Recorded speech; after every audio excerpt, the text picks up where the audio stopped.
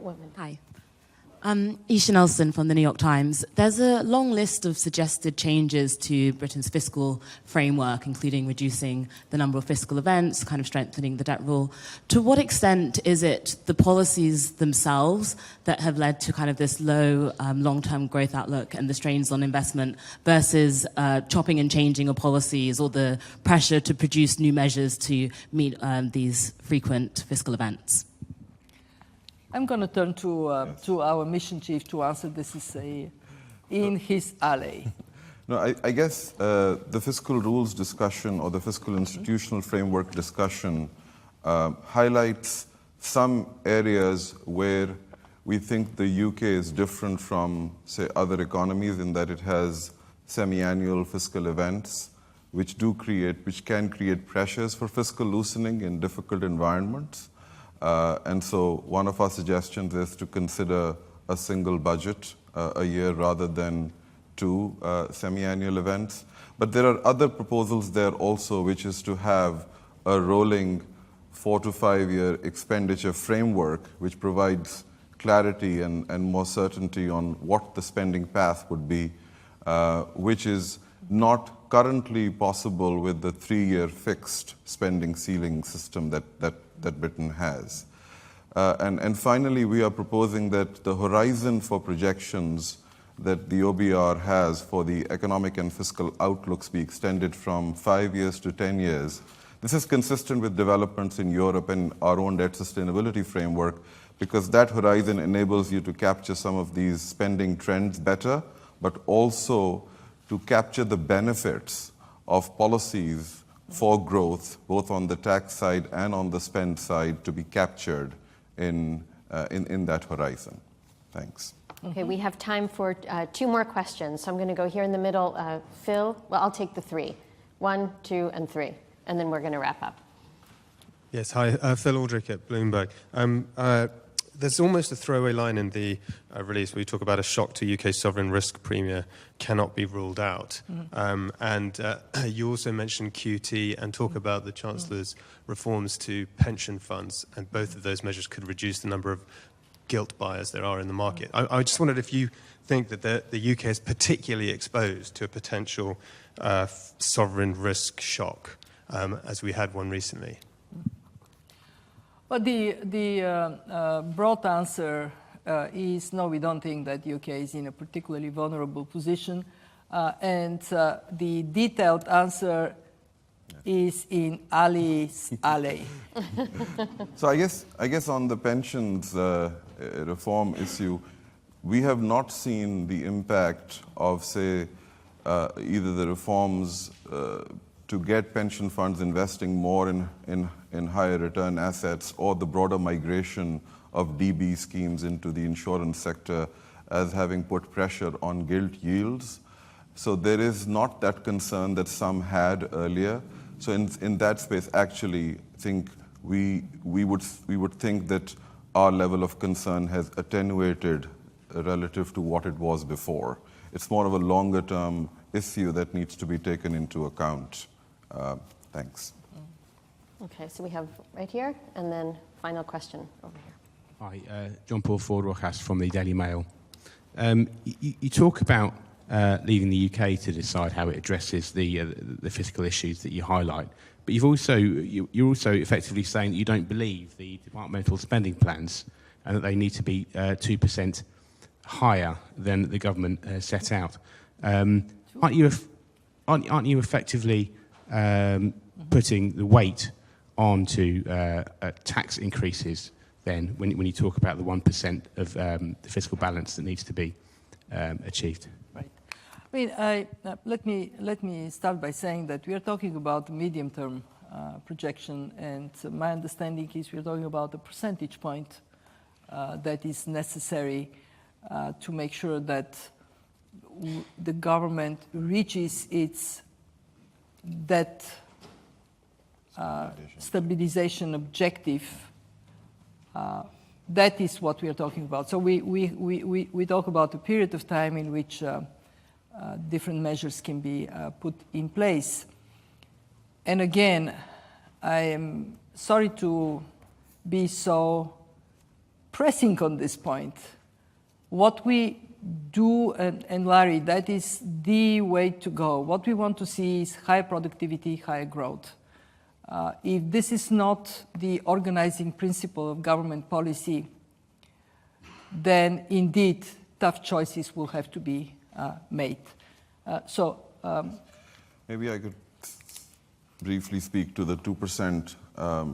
The current spending ceiling extends only to FY 24-25. And beyond that, the government has an umbrella commitment or an umbrella policy of a certain level of increase, 1% increase in real DEL spending and a flat capital spend.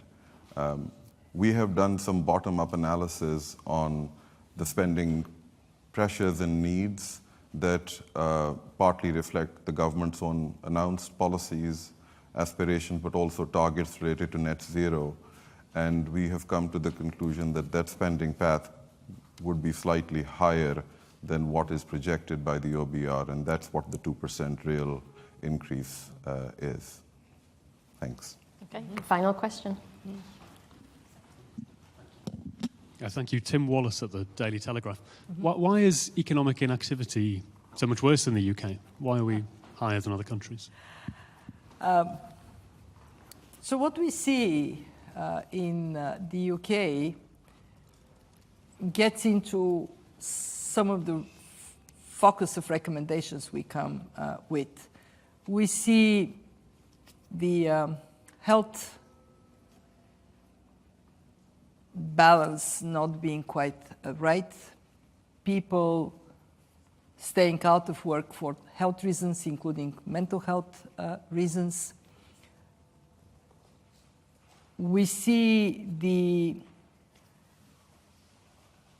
adjustment of the labor market to both structural changes in the economy, demand coming from areas that are great for the future, but we don't have quite yet the skills for those areas, and they don't get produced overnight. We also see that there has been slight decline in performance in the UK on some of the key indicators that our team has been digesting and analyzing.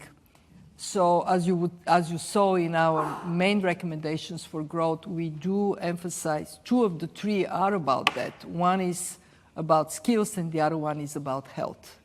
And we think that measures that are put in place to improve comprehensively the quality of health service. So you don't look at individual pieces of the system, you look at the system as a whole. These measures can help. The government has a plan in that regard, and we have some additional recommendations. And you know, frankly, we are in a world where human capital is turning into the critical factor for productivity and growth. More attention from early childhood development all the way to how people get reskilled, how you get them to move from where they were but the job is gone to where the jobs have appeared. This is becoming a pressing issue everywhere. It's not a UK phenomenon, but in the UK there are specificities how this phenomenon can be addressed. Ali?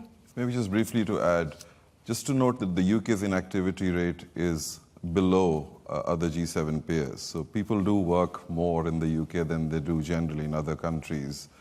But the inactivity rate has picked up in recent years. And that could reflect, you know, one of 3 factors or more. The first is there has been pressure in the health sector, and those pressures could have been affecting health outcomes. That could be one. There is also the pandemic piece and its impact on perhaps mental health and other issues, which, you know, not just the UK, but others are also disentangling. And the third is maintaining adequate incentives for people to work. So the interaction between the disabilities piece and the benefit system. and the government is alert to these challenges, and there are important reforms in progress in these areas. So to sum it up, it is health mismatch, illnesses that need more attention may have not been attended enough, and the system may not be delivering. Skills mismatch, jobs are appearing, disappearing, appearing, bridges have to be built, and then incentives, how you get people to go to work. I mean, we all globally we are still wrestling to understand also the overall impact of the pandemic on labor force dynamics. The pandemic eroded social capital everywhere. How this is going to be rebuilt, I think we are all wrestling with this question. So you're not alone in the UK with the problems you face. Well, thank you very much. That brings us to the end of this press conference. I'd like to thank the Managing Director and Ali Abbas, our Mission Chief for the UK. I also would like to thank the Chancellor and his team for hosting us here today. Should you have any further questions, please reach out to my colleagues at media@imf.org, and we will be posting the transcript of this press briefing online. And with that, thank you. People are stressed out. They have lived through pandemic. Give them some good news when we have it. Here it is. We are delivering a little bit of good news for the UK. Thank you very much, everybody.